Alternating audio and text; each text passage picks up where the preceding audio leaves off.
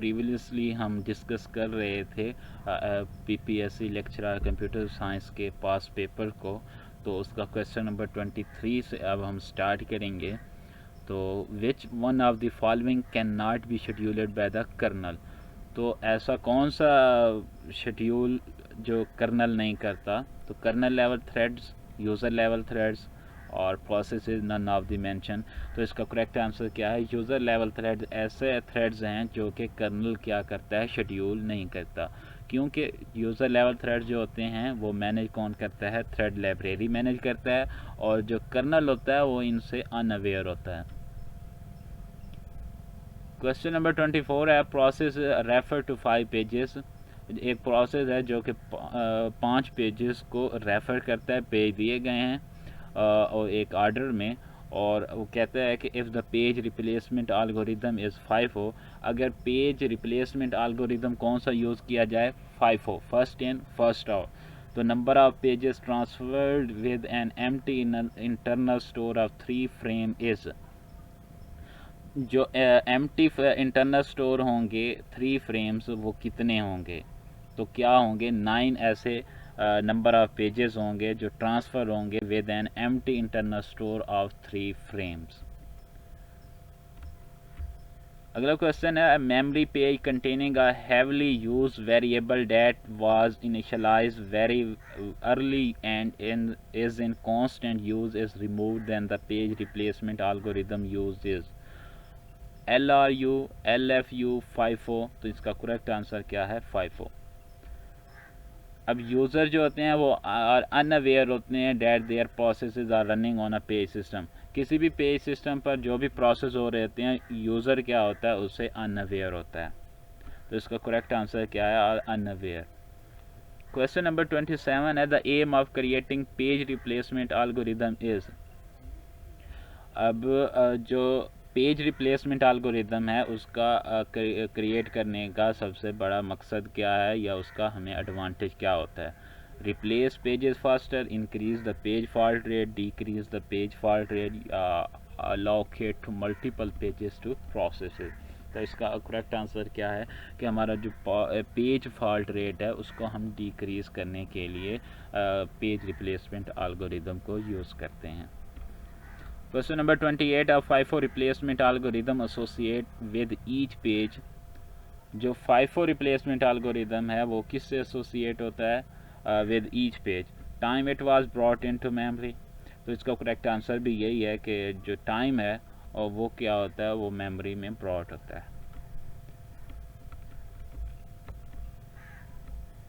Optimal page replacement algorithm is replace the page that has not been used for a long time, replace the page that has been used for a long time, replace the page that will not be used for longer time, none of these।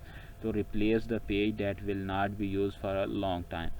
तो optimal page replacement algorithm किसके लिए use होता है? Short time के लिए। Optimal page replacement algorithm is difficult to implement because. अब जो optimal page replacement algorithm है वो क्यों डिफ़िकल्ट है इम्प्लीमेंट के लिए? क्योंकि it requires a lot of information, it requires future knowledge of the reference string, it is too complex, it is extremely expensive because of it requires future knowledge for the referencing string। LRU page replacement algorithm associate with each page the time it was brought into memory, the time of that page last used। तो इसका correct answer क्या है? the time of that page last used। for 3 page frame the following is the reference string। एक reference string दी गई है, उसका बताना यह है कि how many page fault does the LRU page replacement algorithm produce. तो कितने होंगे LRU पेज रिप्लेसमेंट एल्गोरिदम? तो 12 होंगे जो वो प्रोवाइड करेगा। 33 है, build and fix model is suitable for programming exercises of LOC।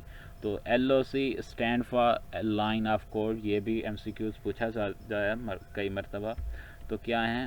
100 से 200 जो हैं वो प्रोग्रामिंग एक्सरसाइजेज सूटेबल हैं किसी भी बिल्ड करने के लिए प्रोग्रामिंग के कोड को, क्योंकि स्मॉल प्रोजेक्ट्स के लिए इतनी एक्सरसाइज काफ़ी होती हैं। Red stand for rapid development, rapid application development. Which one of the following model is not suitable for accommodating any change. ऐसा कौन सा मॉडल है जो कि अकोमोडेट नहीं करता किसी भी चेंजिंग को? तो वो क्या है? Waterfall model. तो एक्सप्लेनेशन भी यही है, क्योंकि काफ़ी जो रियल प्रोजेक्ट्स होते हैं वो किसको फॉलो करते हैं? वाटरफॉल मॉडल को। और वाटरफॉल मॉडल क्या है? एक सिक्वेंशियल फ्लो रखता है कि सीक्वेंस के साथ एक चीज़ फिर दूसरी चीज़। Question number 36, which one of the following is not a phase of prototyping model. तो प्रोटोटाइपिंग मॉडल में कौन सा फेस इंक्लूड नहीं है? Which of the following? Quick design, coding, prototype, refinement, engineer product. तो कोडिंग जो फेस है वो प्रोटोटाइपिंग मॉडल का फेस नहीं है। RAD model has how much? RAD model has 2 phases, 3 phases, 5 phases, 6 phases. तो इसका करेक्ट आंसर क्या है? 5 फेसेस। और इनके नाम भी दिए हुए हैं। Red model consist of 5 faces, namely business modelling, data modelling, process modelling, application generation and testing and turnover. तो इनमें से किसी का एक नाम भी पूछा जा सकता है कि आया कि ये फेस रैड का है या नहीं है। What is the major drawback of using RAD model? तो जो मेजर ड्रॉबैक है रैड मॉडल को यूज़ करते हुए वो क्या है? उसके लिए एक तो आपको हाईली स्पेशलाइज पर्सन की ज़रूरत होगी, डेवलपर्स की या डिज़ाइनर की। उसके साथ क्या होगा? आपको क्लाइंट के फीडबैक को भी इनकरेज करना होगा। 39 है SDLC stand for software development life cycle. Question number 40 है which model can be selected if the user is involved in all the phases of SDLC।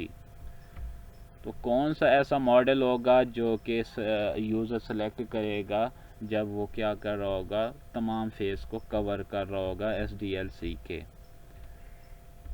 तो रैड मॉडल होगा जो कि